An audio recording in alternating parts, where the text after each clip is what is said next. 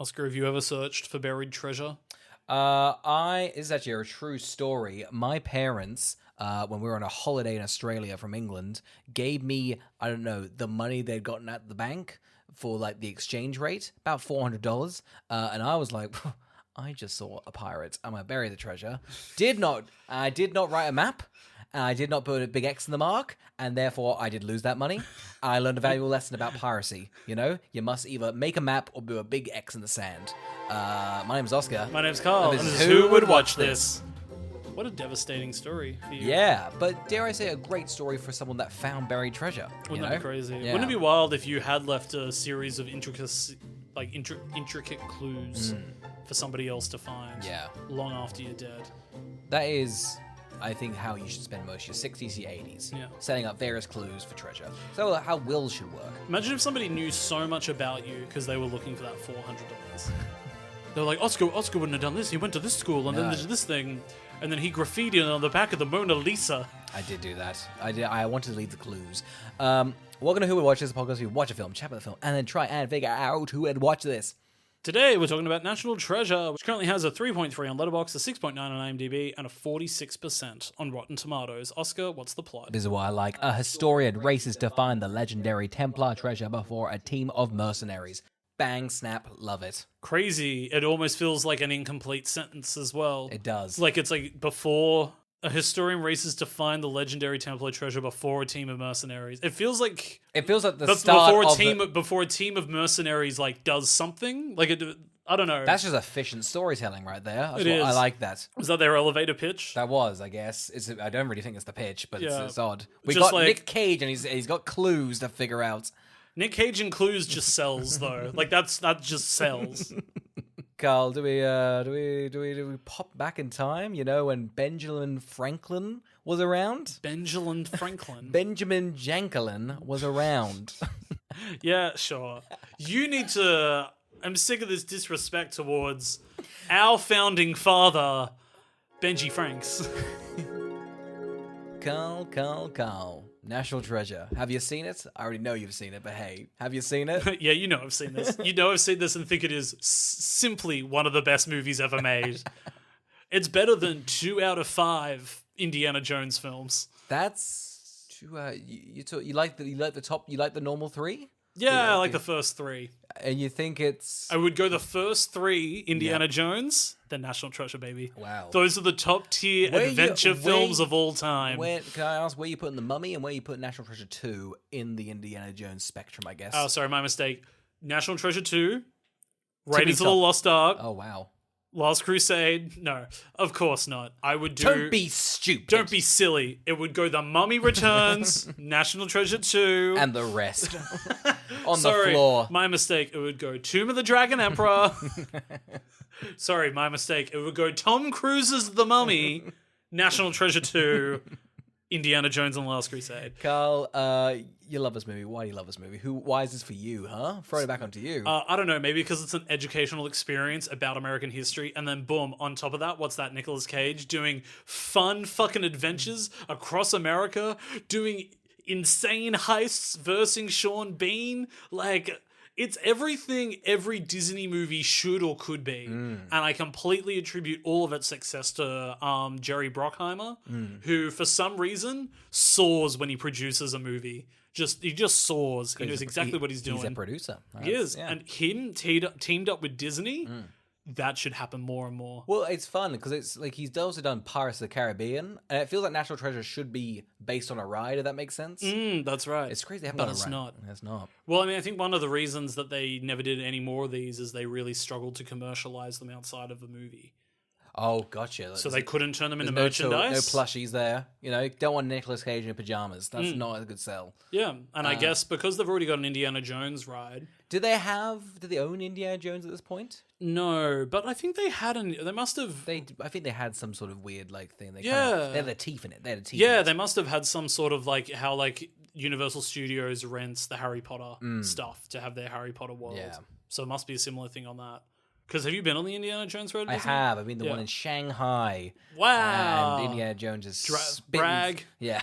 What? Brag. Oh, yeah. I don't want to forget. It's pretty cool. It's stunning. It's fun. I would love the National Treasure ride to simply be you sit down, you buckle up, and then they just show you vampires kiss.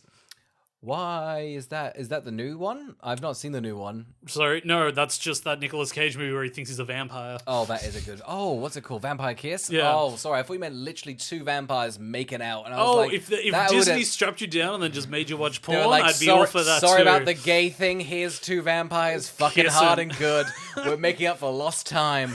Edward Cullen and Carlisle making out in front of you. I'm talking they're getting dick down, they're getting their ass eaten. I'm talking it's a 2 out. The line, you need a fast pass for this one. Which is funny because you're in and you're out. Oh, it's a quick 30 seconds, but what a high. It's 2 hours, but you only need 30 seconds. Look, in all honesty though, National Treasure really is the best movie ever made. Yeah. And I don't know why anyone would ever complain about it. I don't know why we're doing it on the podcast. I was shocked to see it had a 46% on Rotten Tomatoes. I had assumed my entire life it had 100% and won the Oscar the year it came out. It did. So I simply was surprised. It did make $1 billion at the box office the year it was released. Yeah. And Nicolas Cage was nominated for his Oscar for his performance here. Gotcha. So those things should not be checked and taken as truth. There you go. Oscar, All right, what are your thoughts? As for who would watch this, by the way, everybody ever. Gotcha. Well, you, as you can sense, I think, imagine this man pitching us to watch National Treasure and we'll get to it next week, but you have some quotes. And I'm just saying, who would watch this? I guess mad people, insane people who just need to calm down. Take a chill pill. I simply won't. Watch Indiana Jones and the Last Crusade. No, there's too much. Again, wait, no, this new one does it all. This one does it. It takes the father-son relationship of the Last Crusade and does the bare minimum with it. And that's all you need. That's the thing. That's what's so good about National Treasure is it says, why give more than what the audience needs? This movie does the bare minimum, and it feels so like so much.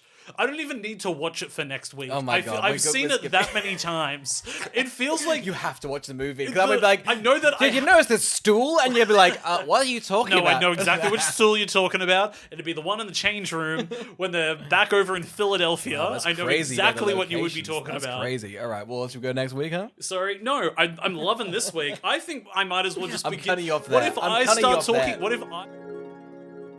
Carl, National Treasure. Wow. Okay, shit. This is good stuff.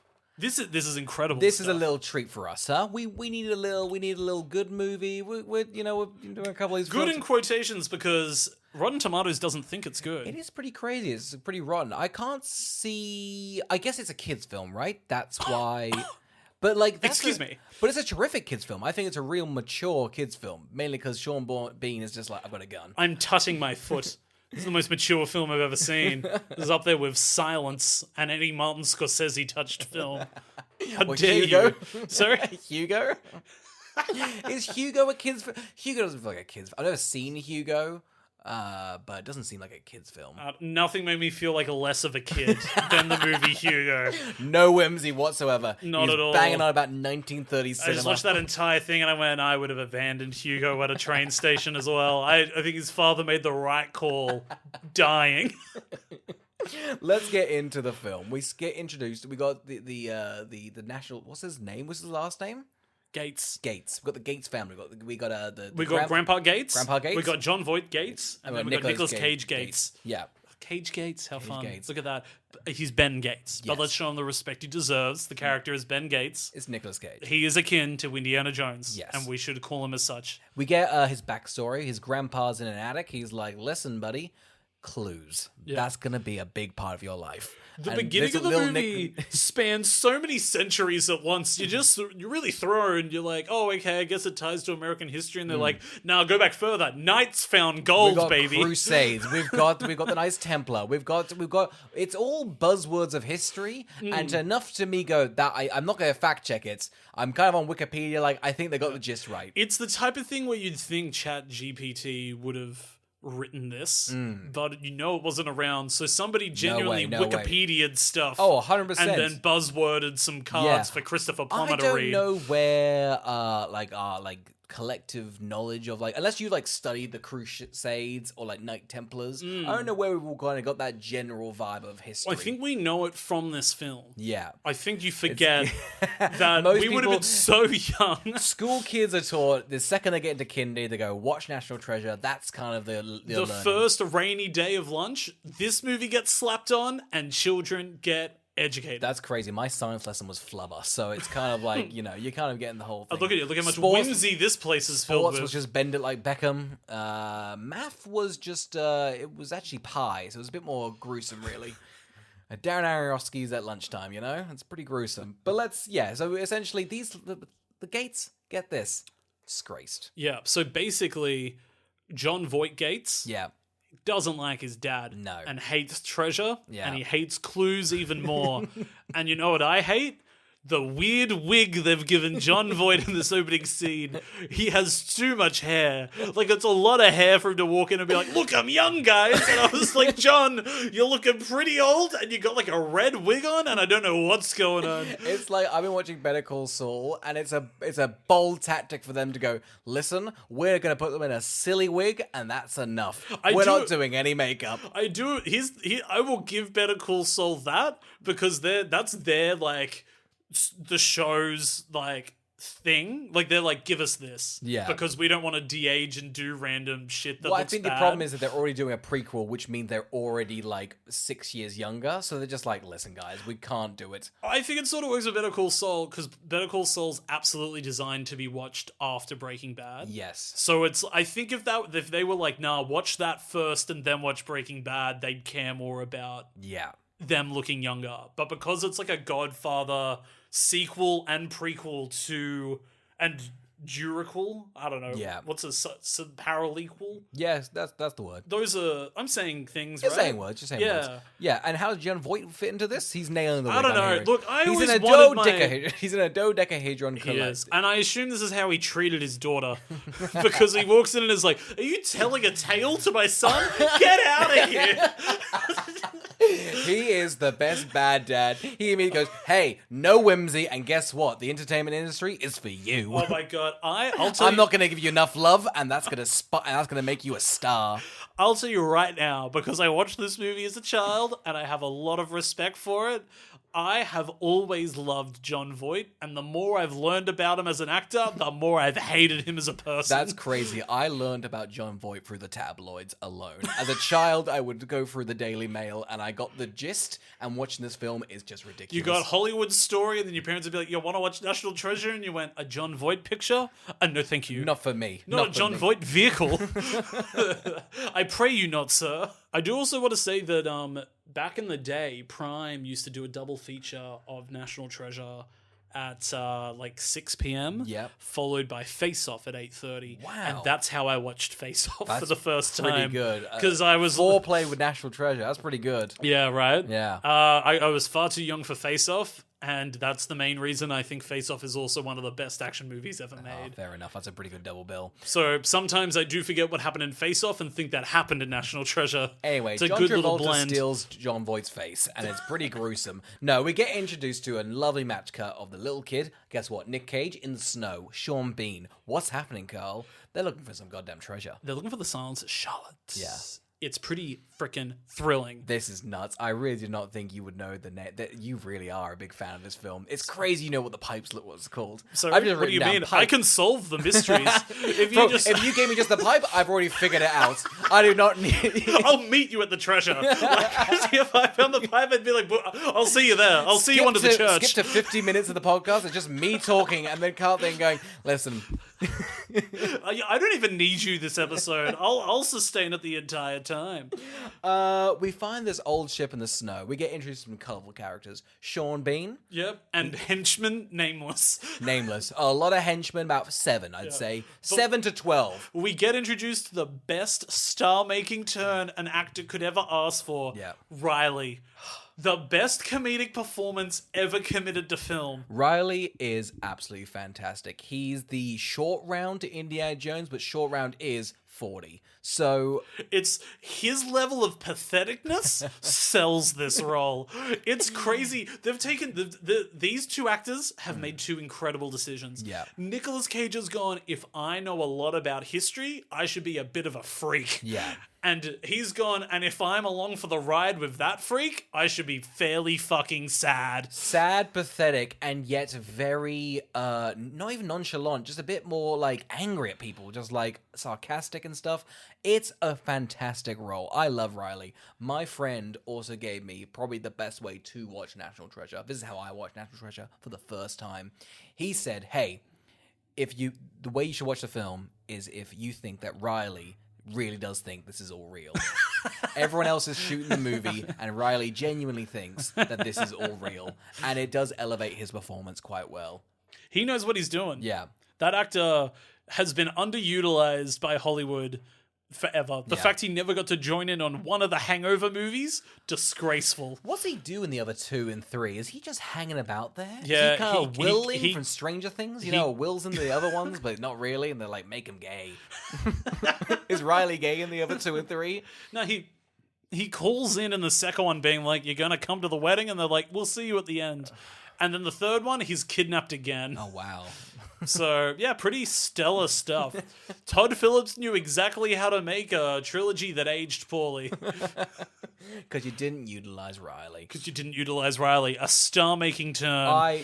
Riley is really just the powerhouse of the whole film. Now, we also get introduced to Sean Bean, who's the villain of the movie. Yes. He's going to turn on them all very quickly. Like, the moment he's like, nah, I don't need you guys, I assume the next clue's going to leave me there. You're dead. How many clues do we think they've followed through? Is this the first clue? No. Okay, so I'm talking like, let's say there's 100 clues from the start to finish. Where are we at clue-wise? I reckon like 65. 65. So Sean Bean thinks, all right, we should be at the end. Nicolas Cage knows for certain that Sean Bean has been edged for like half a decade. Looking for being like, oh, it'll be in the boat, right? And Nicolas Cage is like, of course it's going to be in the boat. Just like, classic pipe riddle. You got some blood? I need a scroll. I need to write this little scroll. You gotta respect it, Sean. It must have been crazy if he was thinking maybe 5 clues in that I'm going to double cross him. And he's been sitting on it for 60 clues. 65 clues in, you'd be begging to kill Nicolas Cage. You'd be begging to do it. You'd be like, I don't even care if it takes me down to, is there gunpowder anywhere? You're like, you don't shoot myself in the head. He's like, the pipe's the treasure. Fuck it. That's it. I'm going to take it as a metaphor. I do want to understand, what is Sean Bean's motive?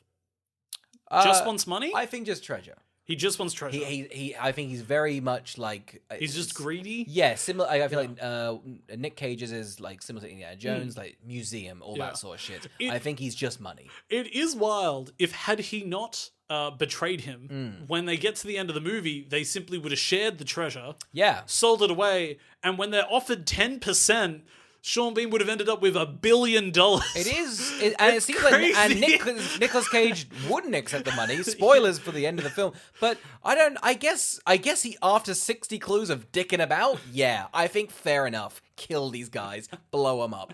I think, motivation-wise, I think he's just sick of them. Yeah. I think there's been 18 different movies we have not seen, and it's been Riley doing a lot of chatting. I would love some prequels. Okay, if they want to shove a wig on Riley and Nicolas Cage and tell us they're 22 in some prequels, I'll buy the hell out of it. Okay. Okay. We find the pipe. Whole blood. Sean Bean's gonna betray them. Okay. The ship blows up. They work out they need to get to the Declaration of Independence. Yes. Sean Bean's like, okay, we can steal that within 24 hours. Yep. Nicolas Cage is like, I don't want to steal that. I would not steal something so beautiful as a part of our American history. He's a true patriot. He's like a Batman thing. He's like, I don't kill.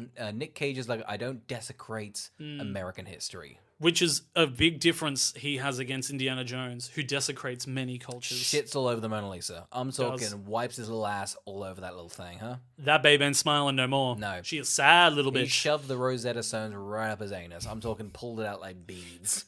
He pissed in the Holy Grail and drank it up. Made that ghost watch. It was hot. The ghost loved it. Hadn't had any action in a million years. I think this is the best part of the movie. I think it's it's great, don't get me wrong, but I love a heist off.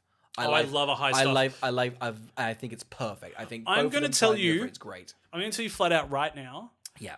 National Treasure 1 Yeah. is what Ocean's 12 should be.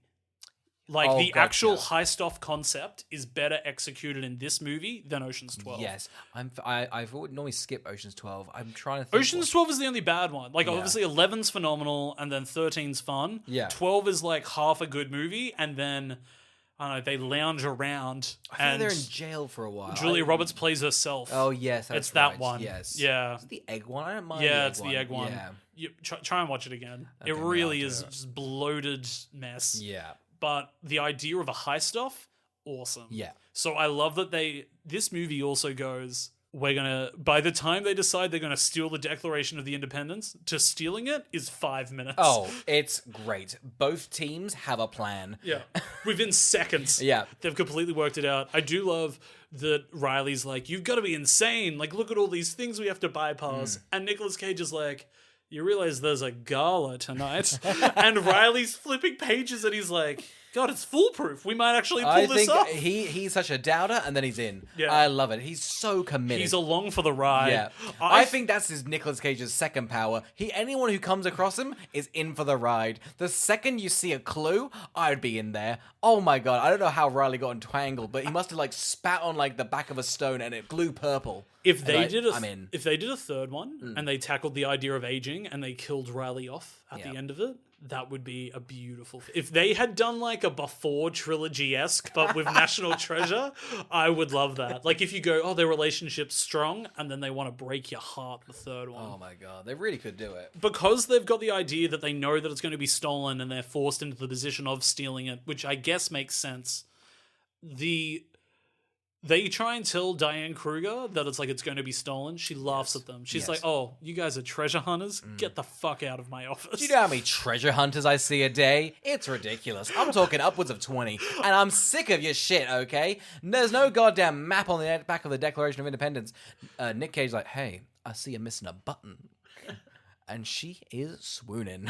Wouldn't you? She loves buttons. She loves buttons. She's George like, Washington's buttons. A button. I love a little button. Oh, he doesn't love she a little says button. it like that in a She German does. accent. She commits. Diane Kruger's fun. She has.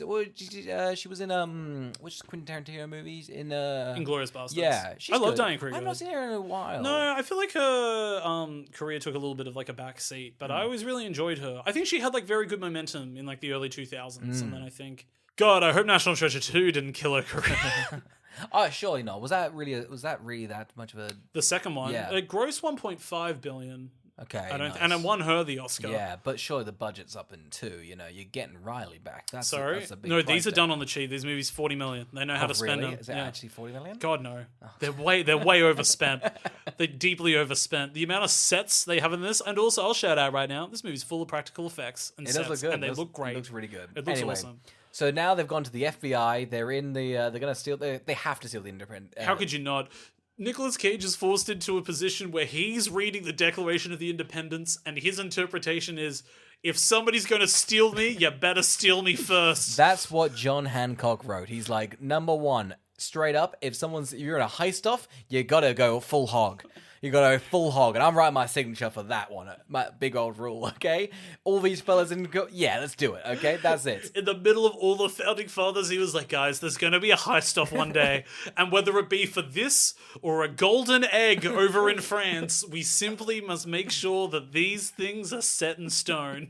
We get the classic mini like heist film in it. We get the whole like, except it's just sort of Ocean's 2. It's Riley doing the hacking and Nic Cage doing the Photoshop, and then they're kind of like, well, that's They're ready to go. They're ready to go. Considering the Declaration of Independence is a $50 million item, they do steal it with ease, and Yeah. you gotta respect it. I wonder, because they're the big thing that they go, oh, okay, we actually can steal it, is because they have a looking at it room. You know, it's got a better name, but it's just the hey, should we check I it think out? I've written down looking at it room as well, so clearly it must be called That's the that. scientific thing. I don't know if they've done tests. Do you not think they could have figured this out? Do you want me to poke holes in the plot? I mean, it's flawless. I'll be able to Yeah. bat them out of the park It's if you weird even they pivot didn't. one It's to weird me. in the looking in room they didn't pour some lemonade on it. Okay, that's all I'm saying. Pour some lemonade on Yeah. it? What do you mean? Some lemons. You reckon they should have done it all in the looking room? No. I'm saying how has other scientists not done that? Sorry. How many scientists bring lemons into work, Oscar? Use your fucking head. Okay, all right. So far, film 1, me 0. Okay. Yeah, absolutely. The next thing I'm going to compliment this movie on is Diane Kruger and Nicolas Cage have the best chemistry I've ever seen on screen between two actors. It's a shame that they kind of go for the. I would have really preferred it if they didn't like kiss. If that makes sense. No, that's what seals it. That's really. I think that's. Well, actually, no. I'm going to tell you. I'm going to tell you actually what does seal it. When I went, holy shit, this movie's hot as hell. When Nicolas Cage and her blow on the Declaration of Independence, I went, fuck yeah. Oh yeah, that was hot as hell. That was hot as hell. I'm talking. It should have been like X-Files, like Sully and Thingamajig. You know, like sexual. One becomes Margaret Thatcher, the other one's Californication. That's the one I'm talking about. Nice. Exactly. I'm talking just stolen glances. That's all. Do they never get together in X-Files? Never fuck hard. Do they ever kiss? Never kiss, but maybe for a bit of comedic effect. But no. You've obviously never seen the Triple X-Files. Oh yeah, everything's uncovered there. I'm talking they're boning the aliens hard. I mean, they're sucking and spitting. Okay, Sully's getting deep. Landing a plane. Those aliens have seen some stuff and they've never returned to Earth, and you wonder why. We get to probe the aliens, huh? I'm talking stick. Okay, let's get back into the film. Okay, the kids' film. I do love the fact that Cage doesn't hide the fact that he is a disgusting little history buff. He knows so much and he's proud of it. Yeah. And he is not afraid to freak people out over it. Yeah, he will scare everybody with his knowledge. You'd hate to be stuck in a room with him. However, if Riley's there to sort of go, oh brother, then I'm in. I'm in that elevator. Think that it's really excellent that the main thing stopping them from stealing the Declaration of Independence is just sort of figuring out the daily Wordle. Yeah. It's fun, isn't it? Yeah, Riley couldn't do it. Yeah, it seems crazy that the passcode would be some random numbers, but hey, I like they committed. Well, you need to do something you remember. Yeah. Surely you don't have random letters and numbers as your things. No, see, I run the security at the Louvre, and I put Mona Lisa's smile as all the passwords. Aww. So I love that film, huh? That's so good. I do Mystic Pizza. What's that? It's another phenomenal Julia Roberts film. Up there with Leave the World Behind. Anyway, Nic Cage, the heist is going well. Famously, Carl. The heist goes swimmingly. It goes swimmingly. It even goes swimmingly when things go wrong. Yeah. That's how good at heists Nicolas Cage is. Really is, yeah. I do love that because he's a history buff. Again, I'm just going to glow about this movie. Yeah. I do love that because he's a history buff, he's not all that good at his action. I don't think he's a very fast runner. I think he's pretty clumsy. Every time he runs in the film, you can really tell that's just a man running. Like, you know, that's a historian running. Puffed out Nicolas Cage. Yeah, if you can imagine a historian, you've seen a historian. They're not runners. They're not runners. You ever met one? Yeah. They're really sad. Like, deeply sad. It is a cruel trick to make probably the coolest movies in all of the history of cinema. This one? I agree. About historians, and then historians would have to do it. Like, at least Wolf of Wall Street, you get the money, you know?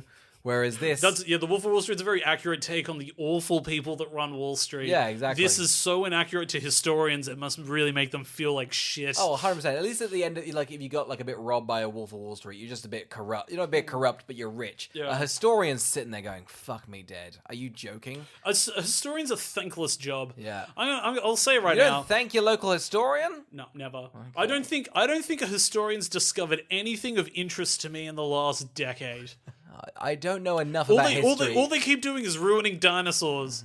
They keep being like they had feathers. The T-Rex is 4 separate dinosaurs that are tiny. The T-Rex is a pussy. I'll say it. There's a big puss. They just keep on ruining dinosaurs. And I'm like, cat. Shut up about your goddamn dinosaurs. Leave them giant and leave Spielberg's Jurassic Park movies alone. Anyway, things go awry, but don't worry. They got the Declaration of Independence. Oh no, Carl, we're in the gift shop. Favorite scene. Love the gift shop scene. It's such a good scene. Yeah. My favorite thing is this sign that they know it would be stupid to sell an actual sized Declaration of Independence. So the sign says actual sized Declarations of Independence. I don't think it's a bad thing. Will you not buy one? Not one that's the actual size. What, you don't $35 American dollars is like 100 in our currency. That is true. It is. Would this be a poster? Like, what would you use this? Yeah, that's what I mean. It'd be weird to hang that on your wall. Why would it be the I guess size? historians at uni are hanging up this at the wall in their dorm rooms. It's kind of like a band poster. I gotta tell you, I'd love to pour some lemon on one. If you're looking to get me like a birthday gift, I'm talking lime, tequila, salt on this parchment. We'll get more nerdy later about how obsessed I was with this movie, but the movie had a grave impact on me. Can I ask real quickly? Did you start pouring bits of water, squeezing bits of lemon on various things around your house, that sort of stuff. I'll spoil it now. I was very addicted as a child to taking out like a note bill and putting a water bottle up to it and using it as a microphone, as a. See, I feel like American money's got like the fun, like, oh, Illuminati, what's that? Yeah. Were you looking at David Unipon and going? I was just looking at the pearls on Elizabeth's neck, just going like the detail. Isn't that one that has like? That's the one that's the whale sucking a dick. Yeah, big veiny cock. Yeah, that's right. But you can only see that through the water bottle. No matter what my friends in primary school said, the water bottle mattered for that to work. I gotta tell you, the water bottle does not work because it's just circular, and then you'd be anyway. Nah, man, I was all about it. I really should have gotten bullied more. If I could go back in time, I would. I think I'd go, hey, check out that loser. He's gonna be a historian. No, because of how into National Treasure was, school respected me, and I was the top of the chain. I was the lion. Anyway, we get any filthy little gazelle that was like, I don't know, did you watch Matthew McConaughey's Sahara? Sorry, did you ever watch that? No, never. Oh, okay. That's like a rip-off in between of this and Indiana Jones that they tried to make. God damn, I've never even heard of it. Really? God, Yeah. they lost so much money on it. Oh, really? Yeah, I love it. And then Dallas Buyers Club bought it back up. Oh, absolutely. We get a fun chase sequence. Yeah. Looks great. It's fun. They're flying around. Diane's in. She's like, have you stolen that? He's like, no, I haven't. Kruger's like, I'm here for the ride. Yeah, Let's here for do the it. ride. I'll die for this. Yeah. One of the things I really enjoy about the henchmen in this movie, they'll shoot 3 times. I'll stop. Yeah. They will not aggressively shoot. They go, did those 3 bullets miss that person? I won't free fire. Listen, it was 2007. They could feel the financial crisis coming. Bullets are expensive. Bullets are costly. I think these goons were very entwined with the stock market. They knew what was coming. They had to be economical. Sean Bean, before this mission had gone, guys, we've spent simply millions of dollars on the first 65 clues. I want everybody to remember, bullets are money. Yeah. Bullets are money. Bullets do not grow on trees, neither does money. You will get more bullets when we find the gold. Yeah. Okay? We really budgeted for 30 clues max. But until then, if you haven't hit them with 3 bullets, holster it. Yeah. Use a knife. Yeah. Bring a knife to the... They're not going to have guns. They're historians. They're historians. Historians famously do not use knives. I love this now because essentially the heist is off and Harvey Keitel is now the chief cop.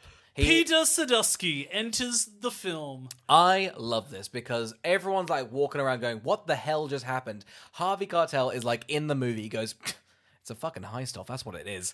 Guys, you know what to do. And they all go straight into heist mode. Heist catching the heisters. I love it.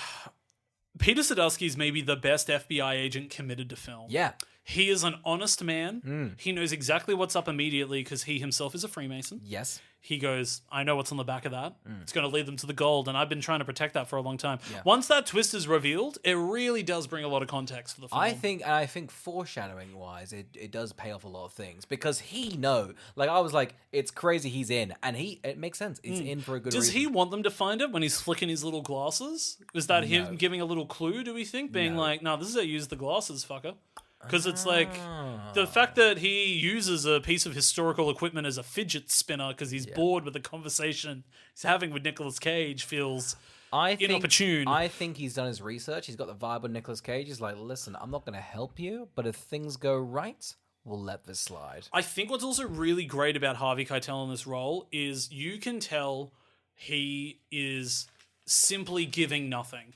Oh, yeah. He is there to be there. Yeah, he's there to be there. And because of it, oozes charisma. I think that's all you need to Oozes be. it. I think when you've got Riley, hogging the screen, I'll say it. You can't... There's no room for Keitel. I'll tell you right now, this cast they've assembled, everyone's chewing the scene.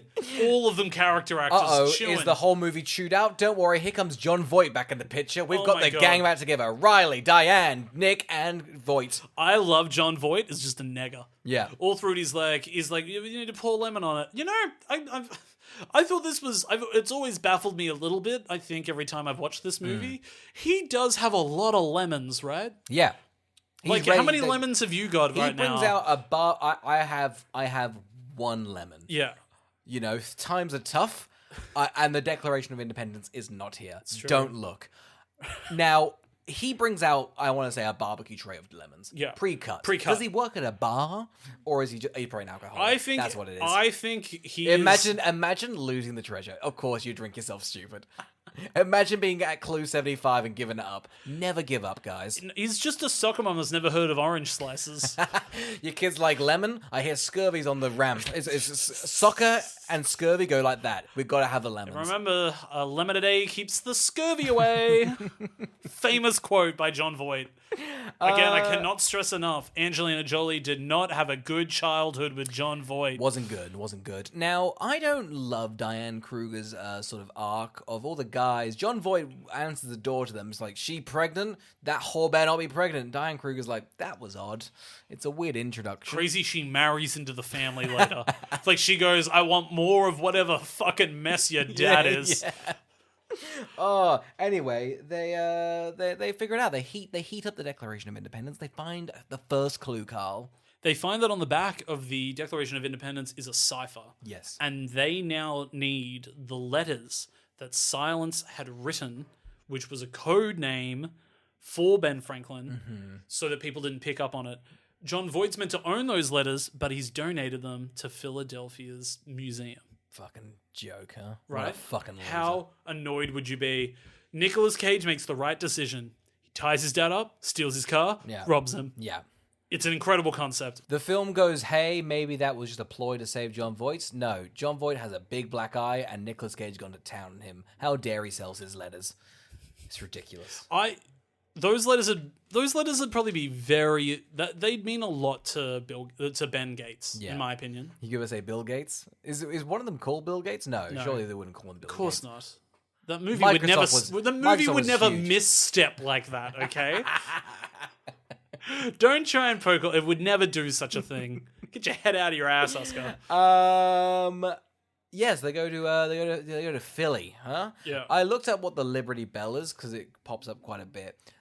I think it's just a bell that was around the time. I didn't realize it symbolized liberty. I thought Oscar, it symbolized liberty. Yeah, cool. I know they called it that, but I didn't. I thought it cracked on I don't know, like a terrorist head or something. It cracked on Liberty Day. Learn some goddamn history. Did you not pay attention to the movie? No, There's two of them. I didn't pay attention in school. I do love that through this movie, there is sort of a thing that I think is lacking from, I mean, family-friendly adventure movies and things like that. I miss the talking extra.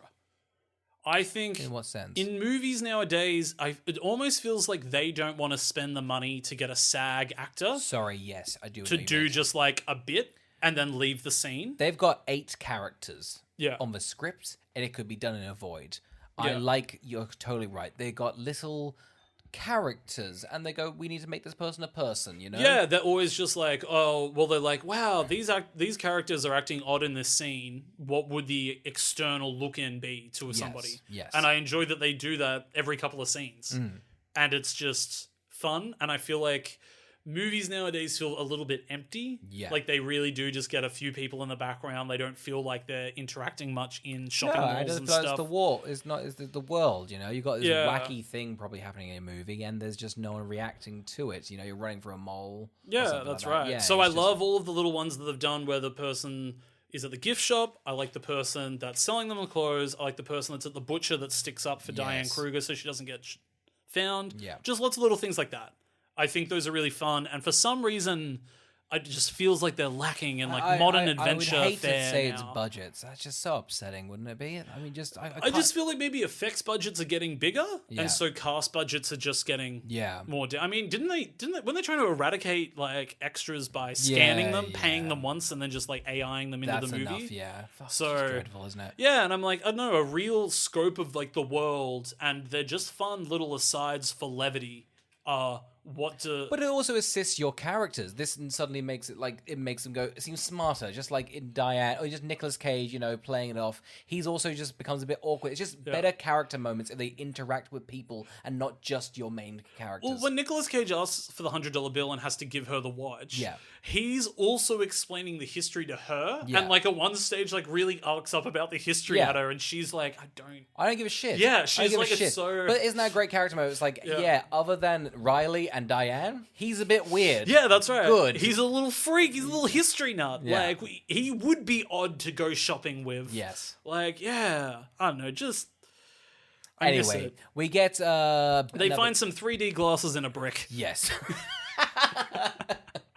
I'm happy to simplify it. I'm glad because they do a lot of paragraphs of sort of things. Go blah, blah, blah, the Benjamin Franklin brick. I go, cool. I guess. Yeah. Yeah, absolutely. Yeah. I will say the 3D glasses in a brick is maybe the laziest of the conceits in the film, but that doesn't mean it's not a good conceit. I'm just saying when everything else is a 10, you're allowed to have a 7. You know? The glasses are a 7. The glasses are a 7. Gotcha, good. Okay, I'm glad we bricked the scale. I mean, the brick was hollowed out. You've got it. There's evidence has been put into that.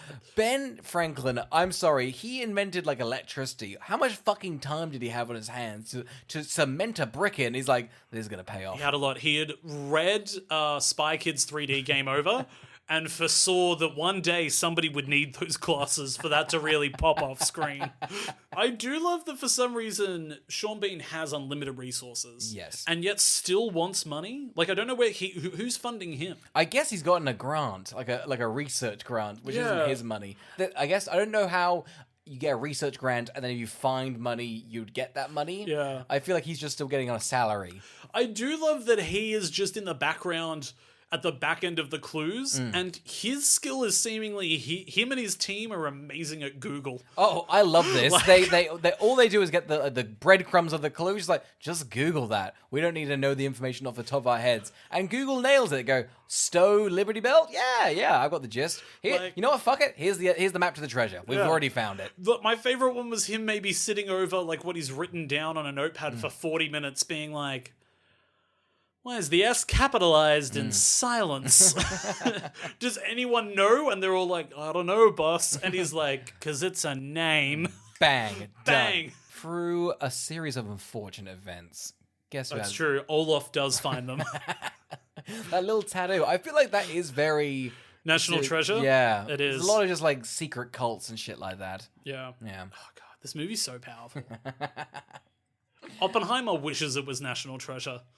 Nicolas Cage comes up with a great idea that they're going to split up the glasses from the Declaration of Independence. Yes.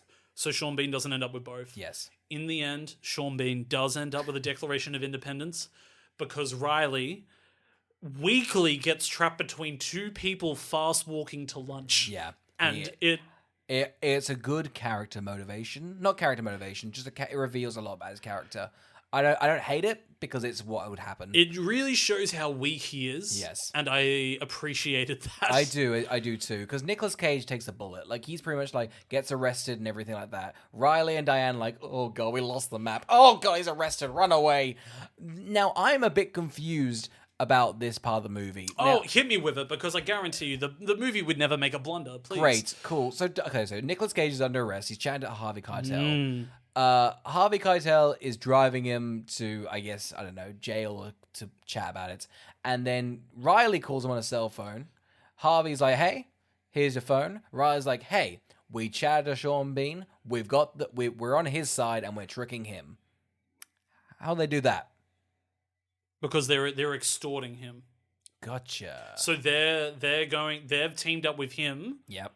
To help him free Nicolas Cage. Yes. And then they've essentially told him, when you get Nicolas Cage, you get the glasses. Okay. So flaws, we're at a less now. Sorry? Well, I mean, they're non-existent. Don't say at a less. The movie doesn't have a flaw. It's flawless. Oh, there you go. There it is. Now you're talking. Now we're chatting. Would you give this a 5 on Letterboxd? Surely. I gotta say, the ending. Anyway, Shut the fuck up about that opinion. Anyway. Nicolas Cage makes an incredible jump. Yes. And I've got to tell you, when he jumps into that water, that stuntman does an incredible job. That's a long jump. That is a long jump. It's a long jump. Well, it's an army, battleship, isn't it? Surely that's 20 meters off or 50 meters off the ground. It's hectic. Looks great. I love his little scuba thing. Huh? I know, I love the scuba thing too. You ever use one of them? Sorry, no, I haven't. I used one at a camp, but it wasn't you'd be in the sea. It was just a pool, and you could use them. How big was the pool? I'm talking I don't know, 15 meters. It didn't really you kind of get to the end and go, well, that was it. You couldn't really get the speed up. You're let go of it now. Somebody else needs a turn. Yeah, well, yeah, you could kind of go and you'd be done. You've had your 30 seconds. Give someone else a turn, Oscar. Pretty much pretty pathetic. Yeah, go on. What were you saying? I would like to understand as to why do we think Sean Bean doesn't just take the Declaration of Independence and use that? That's worth 50 mil. He's got that. Why doesn't he just use that for money? I don't know what the rules are on. I guess it is just finders keepers. I guess if you find the treasure, it's yours. I don't know what the legality of that is, but that seems what the vibe is. Because I don't think we're going to sell the Declaration of Independence. Who's going to buy that? That's a hot market item. You can't buy that. You can't sell that. You can't move it. I'm sure you could extort the American government. You can't go. We've got your Declaration of Independence. They'll kill the shit out of you. They'll torture you. It's fine. You'll be fine. I think what Sean Bean should have done is kill every one of his henchmen, sell the Declaration of Independence for $43 million. Yep. Take that, call it a day. Okay. Well, I do appreciate them not killing off Sean Bean in this movie too. He should be able to make a comeback in the third one. Yeah, I'm actually pretty keen for that. It'd be pretty good. That third one's never coming. Once all the pieces come together, they decide to go to the church that they've worked out that the map takes them to. Yes. They use the glasses with the back of the map because they need multiple things on the back because the colors change. I gotta the tell you, glasses. this must have been an absolute nightmare. No wonder this declaration took so long to write. Imagine like Benjamin Franklin, like, hey, do you mind if I write? I'm talking a lot of clues on the back. We've all signed it. Now let me take, I don't know, 4 hours just to scribble a bunch of it in weird piss ink. I do love that most of the clues are simply on the back of the declaration. Like, really, 40% of the clues are on the back. You just need a tool to see them. It's either lemons or glasses. Like, yeah, it's pretty... Yeah, it is fairly flawless. The Nicolas Cage is looking at them, and I do think it's quite funny that he's looking at the back of this map and he's just flicking his little glasses around and he just goes, remarkable. You've got to have a look. And I just thought, is it that remarkable? Is it that what exciting? Do you mean? That's exciting. One, it's crazy. The Declaration of Independence, one, cool. That's a piece of paper. That's wacky. Second, someone's put clues on them. Your childlike wonder, where was it? Surely you were amazed by this scene. I just wanted to make sure you were just as into the movie as I was. Okay, don't Look at you. You ousted yourself as an incredible fan of... You just got National Treasure. I just pulled a mind heist on you. Here's the thing.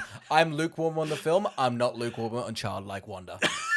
That is something I could never. Trying to pull your eyes away from Lyle Lyle Crocodile because of childhood wonder was a feat. That's just an impressive crocodile. There's nothing wrong about that. I do love they've also kidnapped John Voight as well, somehow. Yeah. He's sitting at the back looking at them, just going like, look at that, just another fucking clue. You know what? At the start of the movie, I was not on his side. Now, yeah, it's getting a bit fucking ridiculous. It's a lot of clues. You'd be like, I found the Declaration of Independence. How is there 9 clues in the back of this thing? It's like it's like a New York Times newspaper. It's exhausting. Fair enough to John Voight. He's like, listen, if we find the treasure, fuck it. 20 clues ago was enough. Anyway, this church in New York... Yep. We went to. We did. You do this bit where you keep going, it's me, Riley, 1%. And I shit you not, for about a minute and a half, it just keeps going, and you will not let it die. Because we're just Somebody's got to go to prison. Someone's just filming you, and both of you, like a stone wall and a big wrecking ball, won't move. So it just keeps going, and it's kind of beautiful. I refuse to let it. It was the church from National Treasure, and the thing was, we were just walking by. Yeah. We didn't even walk to the church. No. When I realized that was the church from National Treasure, that was like if I had run into the biggest celebrity of all time. Well, here's the thing now that we've seen it. We've seen what's around the church. A lot of buildings, a lot of infrastructure, a lot of underground stuff. We also didn't go inside because it was that busy. Oh yeah, It was so busy. You were so insistent that everyone must be doing a National Treasure bit. That's what it was. Why wouldn't they all be there if you were it wasn't going, for National Treasure? Everyone's big Nic Cage and Riley fan over They've here. got a National Treasure installation What is inside the that I'm point sure of it? everybody was lining up for. What is the point of this church other than a National Treasure thing?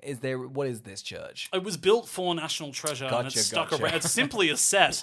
And Jerry Bruckheimer has transformed it into an incredible moneymaker. Yeah. It really is a feast for the eyes. It's funny that they didn't make a sequel because this was the moneymaker, the church. It really was. I wish we had gone in because I would have loved to have seen the attention to detail the church had really gone into. If you look at the stained glass windows at the side, it actually tells the story of the film. I think it's real cool as well. The Succession building is right next to it, so I do like the fact I don't recall the church had really No, sucked out a lot of the I do remember air. Riley walking in the background of Succession season 4. It's really cool.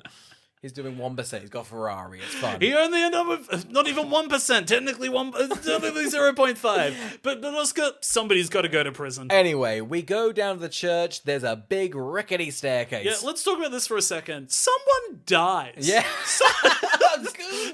Somebody gets killed here. Like a real background goon who potentially had a family. He needed that money for something. For all we know, all these goons need money because they're like... gangsters are after them. They could need them for quite endearing reasons. Here's the thing. I mean, like, if you've got like a mob goon, and I think a historian goon are a very different class of breed, you know? I'm talking mob goon, you're in it for this. Historian goons, I don't think you're this committed, you know? These aren't historian goons, though. They don't care that much about the treasure. They care about the treasure. But I'm saying, like, has Sean Bean hired mob goons, or has he hired historian goons? I think he's hired mob On goons. goon.com, where's he gone? I mean... On Craigslist, he's gone male-seeking male. Looking for a hunk of treasure. Goon/treasure chest. Anyway, we go Must be willing to die. They all bat an eye at death having occurred before them. Yeah. They're walking down this rickety thing. Sean Bean, bless his soul, gets to the end, and Nic Cage's like, there's another clue. And Sean Bean goes, right, I'm killing you guys. I'll come back if there's more clues. If there's not, see ya.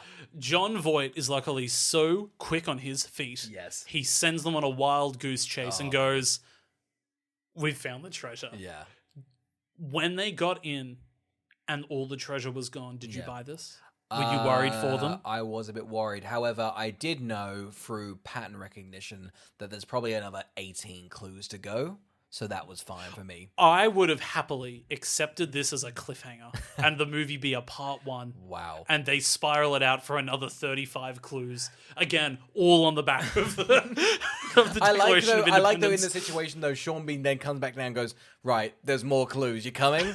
They go, yeah, we'll come. And there's another 16 clues it seems. I do love that they're so obsessed with clues at one stage. Sean Bean's wagging a gun around just being like, give me a clue. just give me a clue, please. Where's the goon? Like, I'll take a clue off you. He's like, I'm not a clue goon. I'm a historian goon. I don't need any. Just somebody send me somewhere. Anyway, they put the pipe in the wall and it spins, and we're finally in the fucking treasure room. There's so much treasure in here. It's obscene. Diane's like, is those scrolls from the Library of Alexander? Riley's like, here's like Egyptian shit. They've just gone like Google treasure room and pushed them all together. It's all there. John Voight's like, there's a buried, there's Davy Jones' locker over there. It's just everything. I would have loved it if it was simply a pirate ship sitting on top of gold. Yeah. And you'd be like, wow, underneath the subway in New York the entire time. The L line has just a dragon living by it. Pretty shocking. No one had found this treasure. No. I do love this because I think they kind of go, hey, why has no one dug here? And John Voight, 80-yard, goes, because there's a graveyard above us. No one's probably dug around here. I love that you know this film's flawless. Yeah. Again, I just think that you defending it is a sight for the eyes. Do you mind changing your Letterboxd review to a 5 now? You've defended it wholeheartedly. I dropped it down to I was a 3.5. I dropped it down to a 3. Let me log in for you. I hated this ending. Just change it to a 5, please. Yeah, imagine how codependent that'd be. I've got our own Letterboxd logins. That's not what you felt. That's not what you felt. Oscar, the sense I'm getting from you is that you deeply need a 5 out of 5 on this. Because they found the treasure, Nicolas Cage has a bargaining chip for the era. Yes. He's got $10 billion worth of treasure down there. Harvey Keitel does the famous line, Carl, hit me with it. Somebody's got to go to prison. Cut to Sean Bean. He's getting arrested. He's getting arrested. He's getting beaten the shit out of. They're really going police brutality. I do love that they're also like, they're not entirely sure what Sean Bean's done wrong because they've never actually encountered him. So they're like, attempted kidnapping. No, they do like trespassing. It's Yeah, real that's low. like they wait for him to trespass. It's like it's 6 months jail. That's all you're doing. Yeah. It is fun. I'm shocked Sean Bean isn't out and having killed the Gates by the second one. Tortures them mercilessly and taking their crown and their money. I would love the third one to simply be Cape Fear, Sean Bean versus the Gates family. Diane Kruger and Nic Cage are together. Yeah. Good for them. I do think they have chemistry, but I don't know they're lovers. No, the chemistry's off the charts. You're wrong. Yes. We do find out that they were offered 10%, Yes. which would be $1 billion. Yeah, it was valued at $10 billion. Yeah. The museum was like, well, we'll Have 10%. Yeah. I don't know how museum economics works. Do you sell things to like... I think they donate and buy, or potentially you can put them up for a bid, because I think using grants, museums will bid to have the item.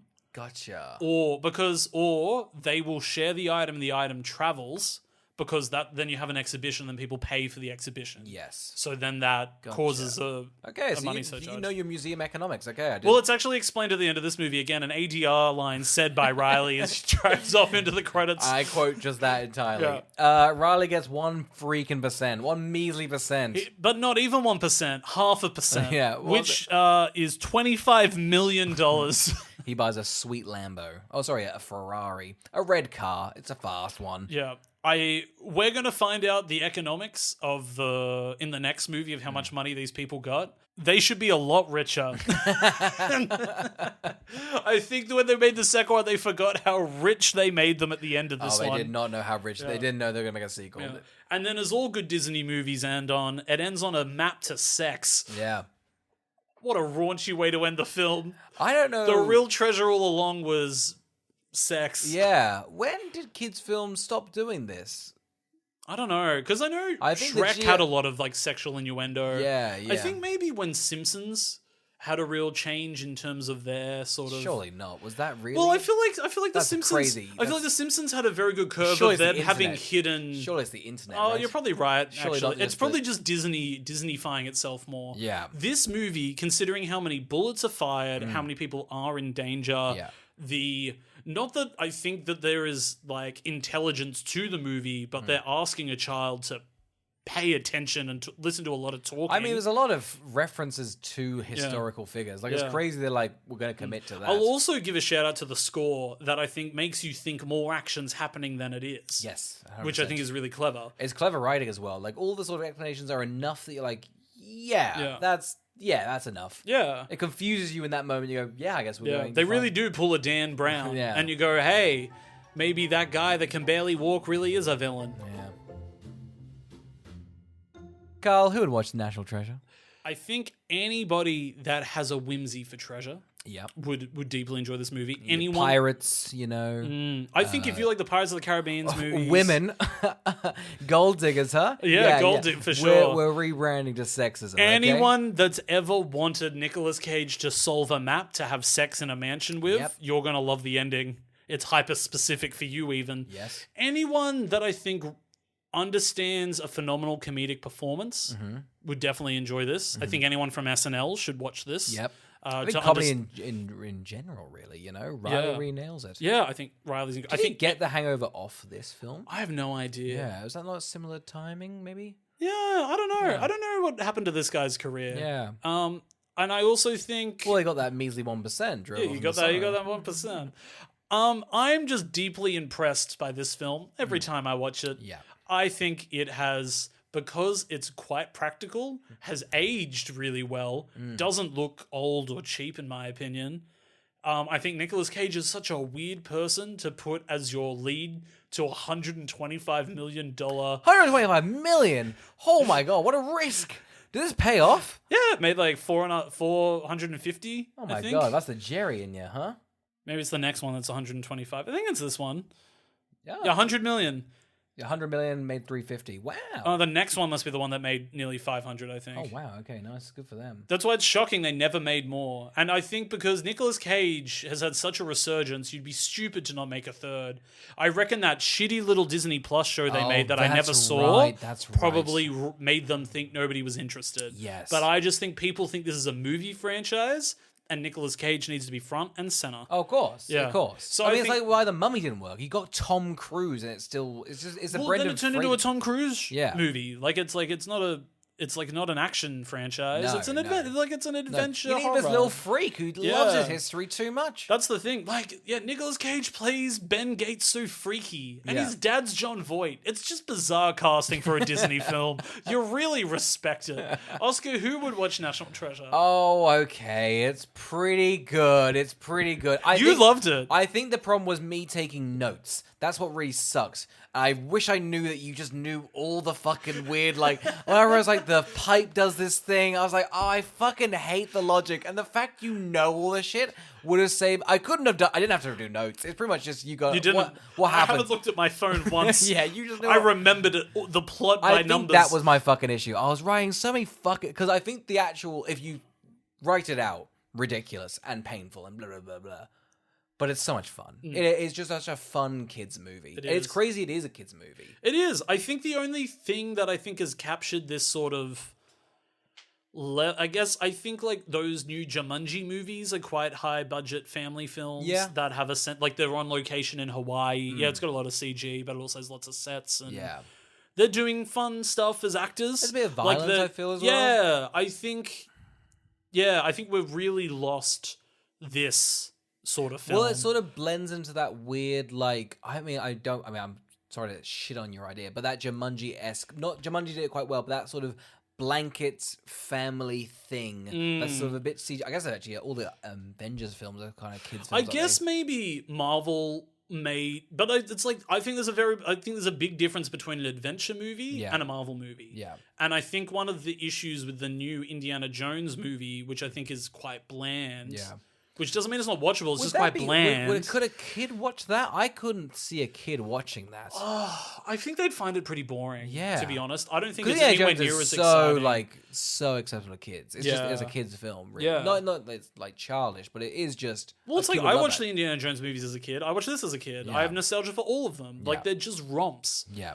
I think that's why I don't know. I think because I don't think any of the Marvel movies are particularly like romps. I think their best ones are the ones that are slightly more serious, and their worst ones are the ones where they're flat out silly.